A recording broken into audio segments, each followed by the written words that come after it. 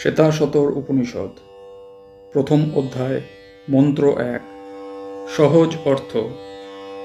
ব্রহ্মজিজ্ঞাসু ঋষিগণ কোনো এক সময় একসাথে মিলিত হয়ে পরস্পরকে জিজ্ঞাসা করছেন, হে ব্রহ্মজ্ঞগণ, ব্রহ্ম কি এই জগৎ সৃষ্টির কারণ, অথবা সর্বভূতের পরিণাম সম্পাদনকারী কাল জগতের কারণ, অথবা ব্রহ্ম জগতের কোন প্রকার কারণ?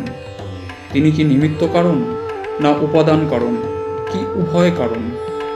আমরা কোথা থেকে জন্মেছি, জন্মের পর কার দ্বারা জীবন ধারণ করছি, প্রলয়কালে আমরা কোথায় অবস্থান করি, কার দ্বারা পরিচালিত হয়ে আমরা সুখ দুঃখের যথোচিত নিয়ম অনুসরণ করে চলেছি।